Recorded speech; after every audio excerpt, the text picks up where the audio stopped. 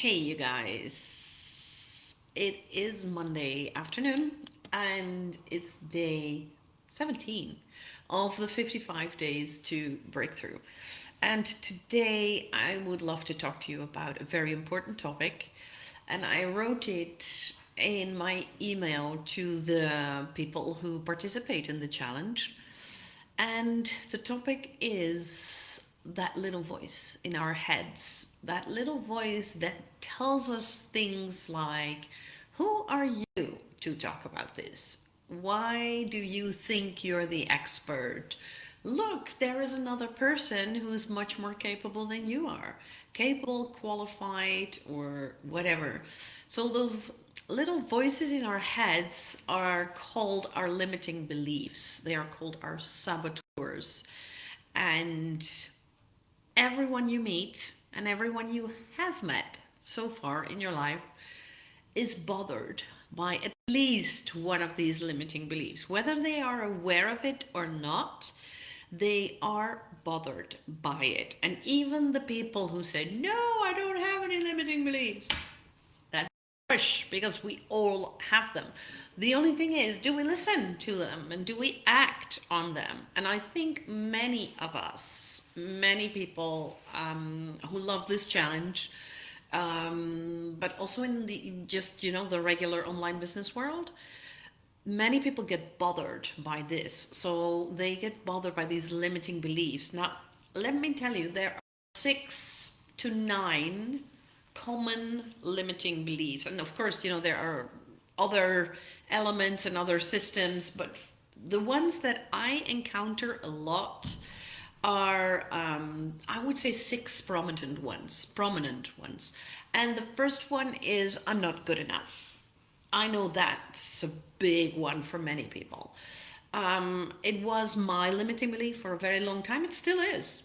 And you may not believe it because I look confident and I come across as confident, but my limiting belief has always been I'm not good enough. So I was digging for more knowledge and more experience and more qualifications and all of that. That's also in my human design, by the way. So when I found out about my human design, I finally understood why I keep digging for more knowledge and more information. Um, but anyway, I'm not good enough is a huge one. The second one is I'm not worthy. I'm unworthy. That's a very big one for people, especially when it comes to charging money, when it comes to asking for good money for the services or products that they provide. So I'm not worthy, I'm unworthy is a huge one. Then there is a third one that is I'm not capable. I'm not capable, or I'm not allowed to be capable, or I'm powerless. I cannot do this. So people give their power away because they think they are powerless and they are not capable. So that is a huge one for people. But also for women, I would say who were raised in a traditional world, they are not allowed to be capable. So that's a big one too. Then the fourth one is I need to be perfect. So I need to be kind. I need to be pretty. I need to be friendly. I need to be, smiling at people all the time. So I need to be perfect is a huge one for people. Then let me think what else. What else? Oh yeah, that's another one. I cannot trust anyone. I cannot trust anyone or myself. That's a huge one for many people too. And I'm sure you've heard the saying, "Oh, give people power and money and they will show you their true colors." Well, that is a sign that fundamentally people believe that no one can be trusted. So yeah, that's a big one. And then there's a sixth one that is a huge one. And like I said, these are for me the most prominent ones that I encounter in my coaching business. There is only one way. So many people think there is only one way to do things. And that originates in our very religious upbringing. Like, okay, this is the way you should live, this is the way you should act, this is the way you should do things. So I would say these six. Of course, there are many others, like I'm insignificant, I'm invisible, no one sees me, no one notices me. That's another limiting belief. Um, so there are more, but I would say these six are more prominent, I would say. Now, how can you deal with them? First of all, the first step is to become aware that this is happening, that this is at play in your business, in your life.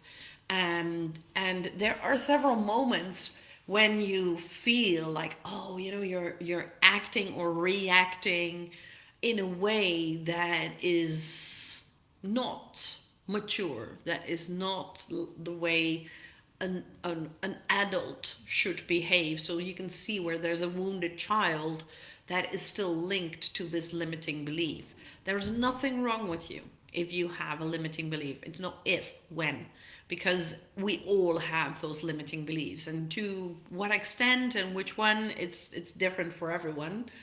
But step one is become aware of, okay, this is at play here. So for instance, for me, when I'm not good, when I feel I'm not good enough, fighting the limiting belief is the worst thing that I can do, because it's not going away.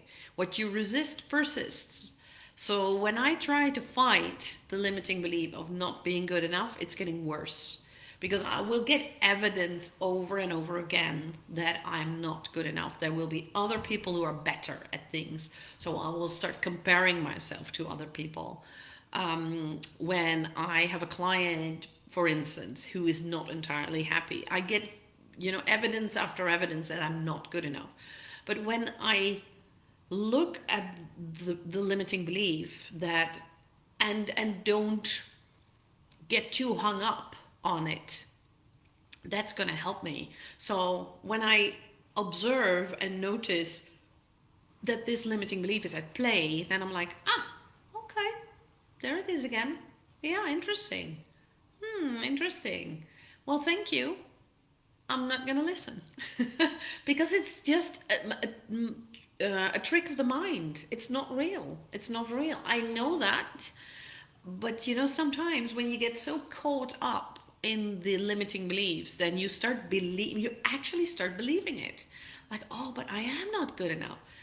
You are good enough. You are good enough. For your audience, you're good enough. You know enough. All you need is 5% more knowledge than your audience. Then you're good to go. Of course, there's always someone who knows more than you. Sure, but you are serving a particular kind of clients, and they benefit from someone who knows 5% more. So the thoughts that you have, the limiting beliefs that you have, they are not real. And that's an important thing to realize. So thinking the limiting belief for showing up, because it's trying to keep you safe. That's what it is. It's the ego talking. It's trying to keep you safe. And so that's all it is. It's a thought, and it doesn't necessarily mean it's true. So that's what I really want you to consider. And then you can turn it around into, okay, so I can choose to believe this thought, or I can just observe the thought and think like, okay, this is not true, because I'm going to do it anyway. So whatever you want to do, and that's what we're talking about in this 55 days to breakthrough, that you want to do something new, you want to break through. So you can observe the limiting belief and the thought that you have and do it anyway. And there's a great book by Susan Jeffers called Feel the Fear and Do It Anyway. I'm a huge fan of the book, and I would love you to read it. And that's why I invented my Fuck It Switch. That's why I wrote 2 books in the Fuck It Switch series. So yeah, observe the thought, know that the limiting belief is there, and do it anyway. So here you go. That's your nudge for today. I look forward to seeing you tomorrow. All right, bye.